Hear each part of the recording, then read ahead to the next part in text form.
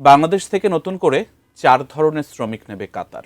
কাতারের শ্রমমন্ত্রী ডক্টর আলী বিন সাইদ বিন শামিক আল মারির ঢাকা সফরে আসলো এই সিদ্ধান্ত।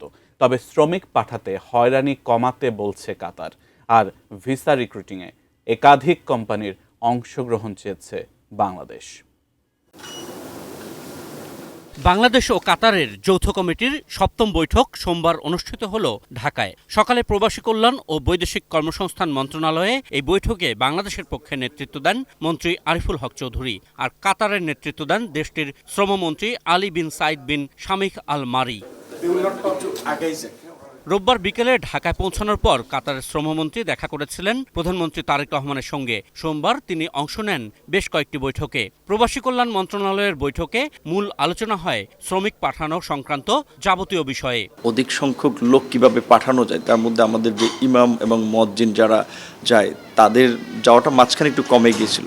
আমরা সেক্ষেত্রে একটু সংখ্যাটা বাড়ানোর জন্য আমরা অনুরোধ করেছি, তারাও এগ্রি করেছে এবং তারা নতুন করে 4টি ট্রেডে আমাদেরকে একটা সুযোগ দেওয়ার কথা আজকে বলেছে, যেমন plumbing, welding, AC technician, electrician, এরকমভাবে আরও যে জায়গাগুলোতে বাংলাদেশিদের জন্য সুযোগ করে দেওয়া যায় সেটা তাদের আমাদের প্রতি একটা ইতিবাচক দৃষ্টিভঙ্গি আছে, সেটা তারা ব্যক্ত করেছে।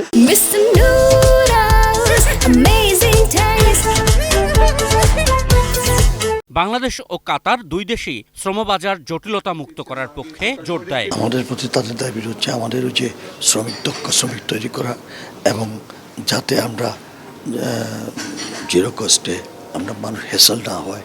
এই যে এখানে এজেন্সি যারা কোম্পানি যাদের মাধ্যমে ভিসা প্রসেসিং হয়, এটা বাংলাদেশের কোম্পানি।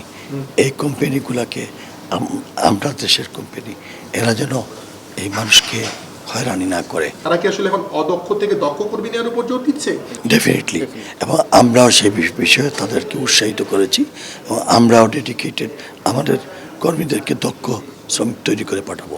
এদিকে মালয়েশিয়া শ্রমিক পাঠানোর ক্ষেত্রে যে সিন্ডিকেট আছে সেটিকে শক্ত হাতে দমনের কথা জানান প্রবাসী কল্যাণ মন্ত্রী। ইলেকট্রিশিয়ান, ওয়েল্ডিং, এসি টেকনিশিয়ান, আর আরেকটা welding, plumbing, AC technician, Ashikur Rahman Apu, এটি নিউজ, ঢাকা।